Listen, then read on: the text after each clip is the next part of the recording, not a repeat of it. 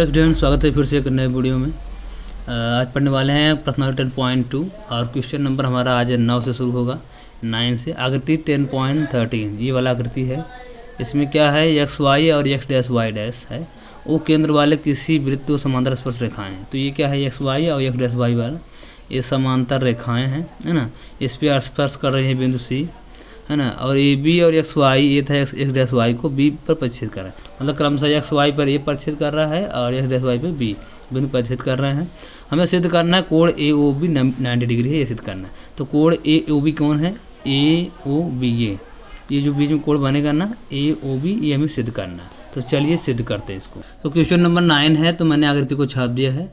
आप लोग ध्यान देखिए, इस तरीके से बनी हुई आकृति। इसमें दिया है कि एक्स वाई और एक्स डैश वाई ये क्या है, समांतर, मतलब ये रेखा इस रेखा के समांतर है। और सिद्ध करना है कोण ए ओ बी 90 डिग्री है। ए ओ बी मतलब यहाँ पे जो कोण बनेगा ना वो क्या है, 90 डिग्री बराबर है। ये हमें सिद्ध करना है। इसको सिद्ध करने के लिए हम लोग क्या करेंगे, यहाँ से एक रेखा खींचेंगे इस पर, ठीक है।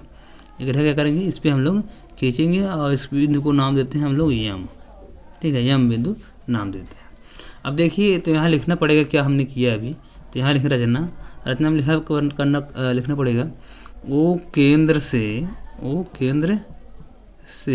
ए बी पर यम बिंदु को मिलाया। वो केंद्र से ए बी पर यम बिंदु को मिलाया, ठीक है। ये लिखना पड़ेगा। ये हो गया। अब देखिए इसमें हम क्या करेंगे, त्रिभुज बनेंगे। इसमें से एक त्रिभुज ये बनेगा, एक त्रिभुज ये। इसे हम सर्वांगसम सिद्ध करेंगे, ठीक है।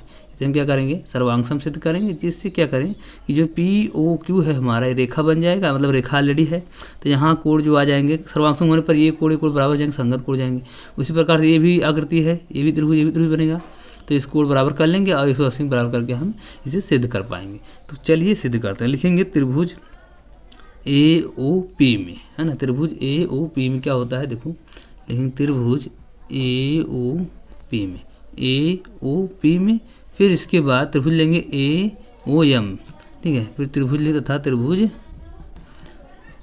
यहाँ छापना पड़ेगा, त्रिभुज ए ओ एम में। देखिए त्रिभुज अपना कौन सा, ए ओ पी मतलब ये वाला त्रिभुज, है ना। फिर इसके बाद त्रिभुज ए ओ एम मतलब ये वाला त्रिभुज। इसको सर्वांगसम सिद्ध करना है। तो यहाँ पे ध्यान दीजिए, यहाँ वो केंद्र से यम तक जो बिंदु गए त्रिज्या है वृत्त की, और ये भी क्या वृत्त की त्रिज्या है, यहाँ से वो पी तक गए। तो वृत्त की त्रिज्याएँ हैं ऑलरेडी, ठीक है। तो ये क्या होंगी, आपस में बराबर होंगी। तो यहाँ लिखेंगे कि ओ एम बराबर ओ पी, क्योंकि वृत्त की त्रिज्या है। तो यहाँ लिखेंगे वृत्त की त्रिज्या है, ठीक। इसके बाद देखो, फिर इसके बाद हम देखेंगे ये बराबर हो गया। अब देखिए ओ ए दोनों त्रिभुज में काम आ रहा है। तो दोनों त्रिभुज में जब काम आया तो उभयनिष्ठ हो गया। तो लिखेंगे ओ ए बराबर ओ ए, क्योंकि उभयनिष्ठ भुजा, क्या लिखेंगे, उभयनिष्ठ भुजा लिख देंगे, ठीक। अब इसके बाद हमें और चाहिए। अब देखिए ये देखो एक बाहर बिंदु है। बाहर बिंदु से दो स्पर्श रेखाएं वृत्त पे हैं, एक यहाँ पर गई, एक यहाँ पर, मतलब ए से एक पी तक स्पर्श बिंदु है और ये में एक स्पर्श बिंदु है। तो ए से क्या हुआ रहा है, ए मतलब ए से वृत्त पर एक स्पर्श रेखा है यम तक, और ए से पी तक एक स्पर्श रेखा है, ठीक है। तो ए पी बराबर होगा ए एम के, क्योंकि हमने प्रमेय पढ़ा था 10.2 में कि ये क्या होते हैं, बाहर कोई बिंदु होता है उस पर वृत्त पर स्पर्श रेखा खींची जाती है, उसकी भुजाएं बराबर होती हैं। तो लिखेंगे ए पी बराबर होगा ए एम के, क्योंकि प्रमेय कौन सा है अपना 10.2, है ना। 2 से कि बाहर से कोई बिंदु होती है और उससे प्रमेय खींची गई रेखा आपस में बराबर होती है। अब देखिए यहाँ पे हमें तीनों साइड मिल गई है। तो हम साइड एंगल से कह सकते हैं, या साइड से कह सकते हैं। साइड सर्वांग समता नियम से, है ना। साइड सर्वांग समता नियम से कह सकते हैं, ये कह सकते हैं कि जो हमारा त्रिभुज है ए ओ पी बराबर होगा ए ओ एम के, है ना। सर्वांगसम होंगे, ठीक है। तो इस नियम से हम क्या कह सकते हैं कि जो त्रिभुज हमारा बनेगा ए ओ पी वो सर्वांगसम होंगे त्रिभुज ए ओ एम के। अब ध्यान दीजिए, जब त्रिभुज बराबर हो जाएंगे आपस में तो इनके संगत कोण भी बराबर हो जाएंगे।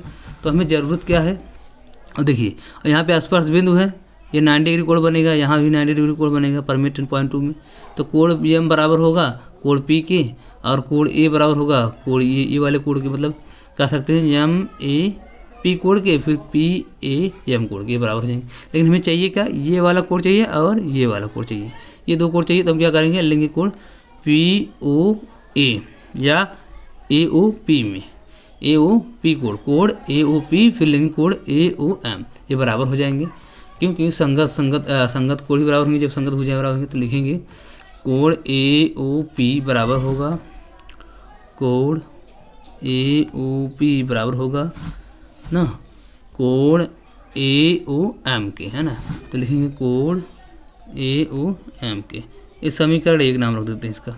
ये अब कैसे हो भैया, सी पी सी टी से, सी पी सी टी से, क्योंकि जब इनकी भुजाएं संगत भुजाएं बराबर हो जाती है तो इनके संगत कोड भी बराबर हो जाते हैं। तो हमारा जो कोड था ए ओ पी बराबर हो गया, मतलब ये वाला कोड बराबर हो गया ए ओ एम के, है ना, इस तरीके से। अब त्रिभुज हम लोग क्या करेंगे, अब त्रिभुज ये वाले लेंगे, ए और ये। तो त्रिभुज क्या है हमारा, बी ओ एम है और बी ओ क्यू है। तो ये भी सर्वांग सम होंगे, जैसे ये हुआ कि मतलब वृत्त त्रिज्या है, ये भी त्रिज्या है, बराबर होंगे। फिर उभयनिष्ठ भुजा है और बाहर स्थित बिंदु है जो परम 10.2 से कह सकते हैं कि दोनों बराबर होंगे। इस तरीके से भी बराबर हो जाएगा। तो लिखेंगे इसी प्रकार, लिखेंगे इसी प्रकार, यहाँ लिखेंगे इसी प्रकार त्रिभुज बना कौन सा है, एम ओ बी है, नहीं सॉरी, हाँ वो भी कर सकते हो ऐसे, लेकिन मैं सोच रहा हूँ यहाँ से ठीक रहेगा अपना, बी ओ एम है और बी ओ क्यू। तो बी ओ एम बराबर होगा त्रिभुज बी ओ एम, सर्वांगसम होंगे, सॉरी सर्वांग होंगे त्रिभुज बी ओ क्यू के, ये सर्वांगसम हो जाएंगे, है ना। जब ये देखिए, जब हमारा त्रिभुज बी ओ एम सर्वांगसम हो जाएंगे बी ओ क्यू के, क्योंकि जो तरीका इसमें लगा साइड वाला, ही तरीका इसमें भी लग जाएगा। इसमें एक को हल कर लो, दूसरे हल करने की जरूरत नहीं होती। तो बी ओ एम ये वाला त्रिभुज सर्वांगसम होगा बी ओ क्यू, मतलब इस त्रिभुज की। तब इस हिसाब से जो ये यहाँ पे कोड बनेगा, इनके संगत कोड भी बराबर हो जाएंगे। तो यहाँ पे जो कोड बनेगा बी ओ एम और बी ओ क्यू कोड बराबर होंगे। तो यहाँ लिखना पड़ेगा हमें कि कोड हमारा जो होगा बी ओ एम बराबर होगा कोड बी ओ क्यू के।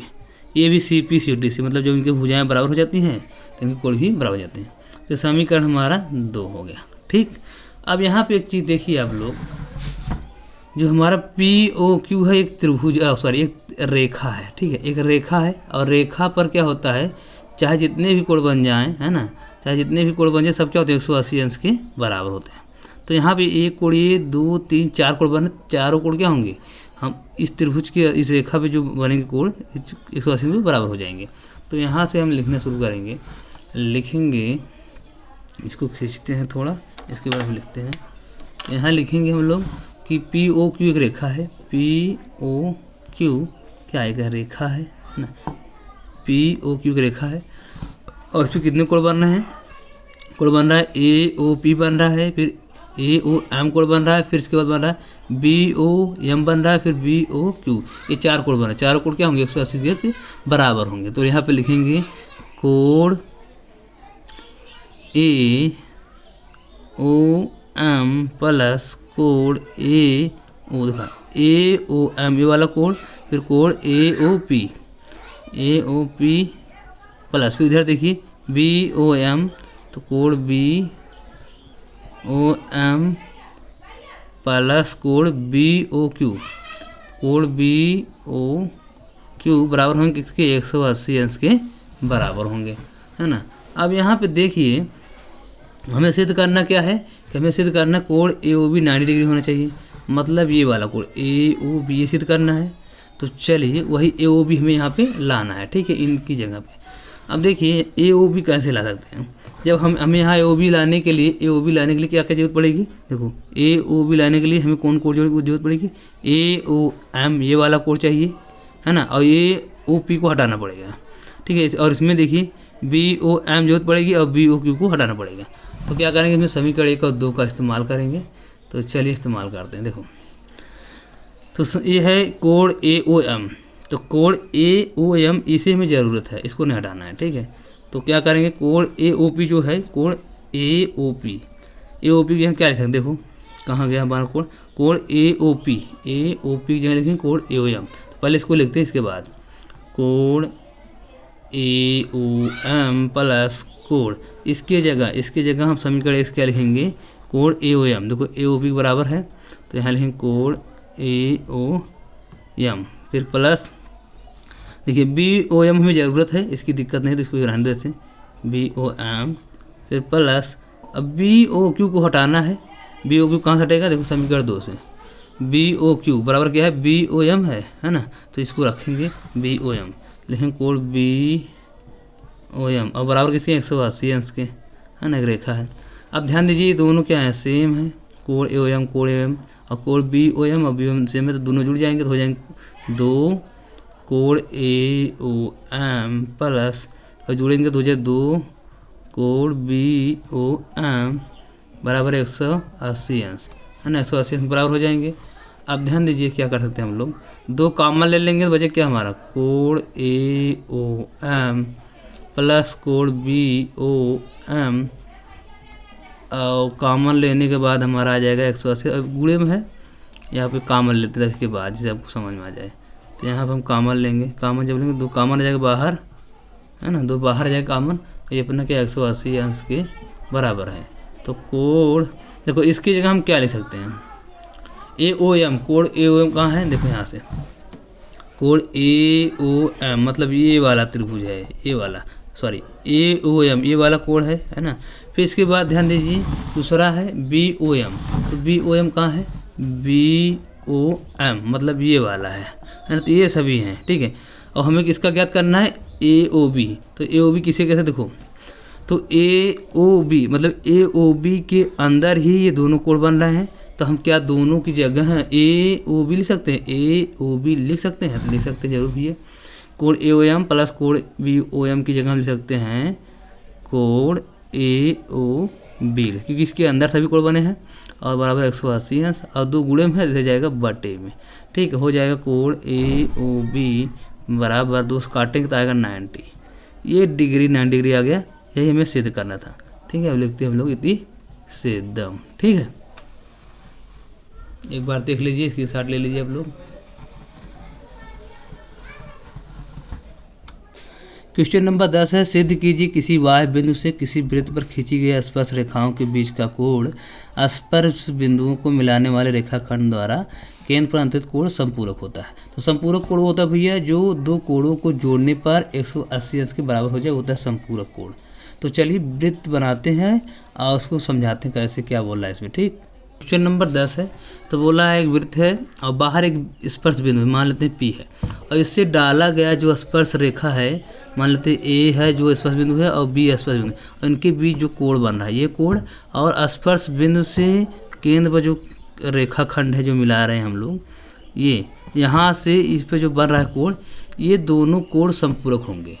मतलब ये कोण जो यहाँ पे O पे बन रहा है कोण, ये कोण और कोण ये, इन दोनों को जोड़ने पर 180 अंश के बराबर होना चाहिए। मतलब कोण AOB प्लस कोण APB कह सकते हो आप, या चाहे PB ये कह सकूँ, तो APB बराबर होगा 180 अंश की, ये हमें सिद्ध करना है, ये होता है संपूरक कोण, ठीक है, हमें सिद्ध करना है।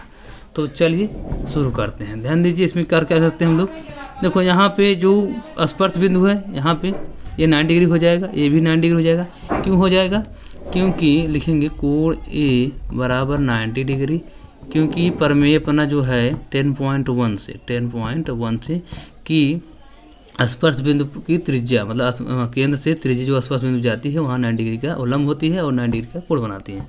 तो प्रमेय 3.2 से 1 से और कोण भी क्या होगा 90 डिग्री के बराबर होगा। वही सेम सिस्टम प्रमेय 10.1, क्योंकि वृत्त की त्रिज्या स्पर्श बिंदु डाली गई त्रिज्या लंब होती है, ये हो गया, ठीक है। अब हमें सिद्ध करना है ये वाला कोण O और कोण P क्या हो जाना चाहिए 90 डिग्री के 180 के बराबर होना चाहिए, ये हमें सिद्ध करना। अब देखिए चतुर्भुज बन रहा है APBO चतुर्भुज बन रहा है, तो हम लिखेंगे कि हम जानते हैं कि चतुर्भुज के चारों कोणों का 360 बराबर होता है। तो लिखेंगे कोण A प्लस कोण P प्लस कोण B प्लस कोण O बराबर होगा 360 डिग्री के, ये बराबर होते हैं, ठीक है। अब क्या करें, कोण A की जगह कोण P की जगह हम रखेंगे मान का, तो नाम रखें हम मान रखेंगे तो क्या होगा, कोण A की जगह रखेंगे 90 प्लस कोण P अपना ऐसे रहेगा, कोण बी की 90 प्लस कोण ओ बराबर 360 डिग्री, है ना। अब देखो यहाँ से क्या हो जाएगा, तो कोण पी अपना ऐसे रहेगा, कोण ओ अपना ऐसे रहेगा, और ये जुड़ के हो जाएंगे 180 अंश और ये 360। फिर कोण पी प्लस कोण ओ बराबर हो जाएगा 360, है ना, माइनस 180। और जब घटाएंगे तो क्या आ जाएगा, कोण पी प्लस कोण ओ बराबर 360 में घटाएंगे तो 180। यही हमें सिद्ध करना था, ठीक है। ये हमें सिद्ध करना था कि जो कोण ओ और पी बन रहा है ये संपूरक होंगे। संपूरक होने का मतलब 180 अंश के बराबर होंगे, मतलब वही कोण ए ओ बी बराबर प्लस कोण ए पी बी 180 अंश, ये हमें सिद्ध करना है, ठीक। क्वेश्चन नंबर 11 है, सिद्ध कीजिए कि किसी वृत्त के परिगत समांतर चतुर्भुज समचतुर्भुज होता है। तो मतलब कह रहा है कि वृत्त बनाइए, उसके चारों साइड समांतर चतुर्भुज बनाइए और उसको सिद्ध करिए कि समचतुर्भुज होता है, ये सिद्ध करना। तो चलिए शुरू करते हैं। क्वेश्चन नंबर 11 है, इसमें बोला है कि वृत्त है, वृत्त के परिगत में चारों ओर क्या करना है, एक समांतर चतुर्भुज खींचना है, ठीक है। समांतर चतुर्भुज खींचना है, तो क्या कर रहा है, समांतर चतुर्भुज खींचने पर क्या हो रहा है, ये भुजाएं टच हो जा रही हैं, ठीक है। चारों भुजाएं क्या हो रही हैं, टच हो रही हैं। तो हम क्या करेंगे, इन भुजाओं का नाम रख देते हैं, पी, ये क्यू और ये आर और ये अपना हो जाएगा एस, ठीक। ये नाम हम लोगों ने रख दी। अब ये समांतर चतुर्भुज है तो मतलब इसमें लिखेंगे दिया है, जो जो हमें दिया है उसको हम लिखेंगे। तो समांतर चतुर्भुज, ध्यान दीजिए, समांतर चतुर्भुज क्या होती है, आमने सामने भुजाएं बराबर होती हैं। तो मतलब हम लिख सकते हैं ए बी बराबर, ये वाला ए बी भुजा सी डी बराबर होगा, तो लिखेंगे ए बी बराबर सी डी। ये समीकरण 1 मान लीजिए, क्योंकि बराबर होते हैं, ये समांतर चतुर्भुज है ना। यहाँ लिखेंगे समांतर चतुर्भुज, समांतर चतुर्भुज की भुजाएं क्योंकि बराबर होती हैं, है ना, इसीलिए क्या होंगी, ए बी बराबर सी डी हो जाएगा। क्लियर। हमें सिद्ध क्या करना है, हमें सिद्ध करना है, इन्हें समचतुर्भुज सिद्ध करना है। अगर समचतुर्भुज सिद्ध करना है तो इनकी सभी भुजाएं क्या होंगी, बराबर होंगी। अर्थात ए बी बराबर होगा बी सी के और बी सी बराबर होगा सी डी के, और उसके बाद कौन सा बचा, A B B D A C, sorry A B मैंने गलत लिख दिया क्या, इसको फिर से लिखते हैं। तो ए बी भुजा बराबर होगा बी डी के, तो लिखेंगे ए बी बराबर होगा बी डी के, है ना, और बी डी बराबर होगा डी सी के, डी सी के, और डी सी बराबर होगा सी ए के। इस तरीके मैंने यहाँ पे सी लिखना चाहिए, तो चलो कोई दिक्कत नहीं है, इससे कोई फर्क नहीं पड़ेगा। ये सभी चार भुजाएं क्या होनी चाहिए, बराबर होनी चाहिए, हमें सिद्ध करना है। अब यहाँ पे देख रहे हैं ये स्पर्श बिंदु है ना, ये स्पर्श बिंदु है, और ये बाहर स्थित बिंदु है, यहाँ भी बाहर स्थित बिंदु है, यहाँ पर भी बाहर स्थित बिंदु है, सभी बाहर से। तो हम जानते हैं परमेय 10.2 से कह सकते हैं कि जो हमारा ये वाला सी एस भुजा होगा वो सी आर के बराबर होगा, क्योंकि वाई बिंदु से खींची गई स्पर्श रेखा की भुजाएं आपस में बराबर होती हैं। तो लिखेंगे सी आर, ये वाला सी आर बराबर हो जाएगा, सी आर बराबर सी एस हो जाएगा। क्यों, क्योंकि देखिए, क्योंकि ये क्या है, परमेय 10.2 से, परमेय यहाँ लिखना पड़ेगा परमेय 10.2, क्योंकि बाहर से स्पर्श बिंदु पर खींची गई भुजाएं आपस में बराबर होती हैं। अब देखिए, ये जो इस तरीके की रेखा है उसको हमेशा हमने क्या किया, इस पार रखा है, तो इस पार ही रखिए, जिससे क्या हो, जोड़ने में दिक्कत ना हो, ठीक है। तो फिर इसके बाद आएगा ये, यहाँ भी बिंदु है डी और ये, तो डी आर, तो लिख सकते हैं डी आर बराबर डी क्यू, है ना, वही सेम प्रक्रिया परमेय है। फिर इसके बाद बी पी बराबर, देखो बी पी बराबर क्या लिख सकते हैं, बी पी बराबर लिख सकते हैं बी क्यू, तो लिखेंगे बी क्यू, सेम प्रक्रिया वही, है ना।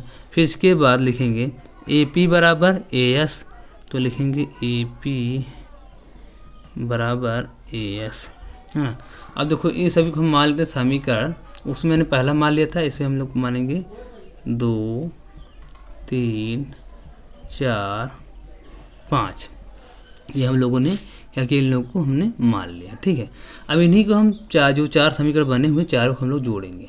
तो जोड़ने देखो क्या होता है यहाँ पे, तो समीकरणों को हम चारों को जोड़ेंगे, तो यहाँ लिखेंगे, यहाँ से नीचे शुरू कर देते हैं, ठीक है। तो यहाँ पे हम लोग लिखेंगे समीकरण, ये कितना, 2 3 4, 2 + 3 + 4 + 5 को जोड़ने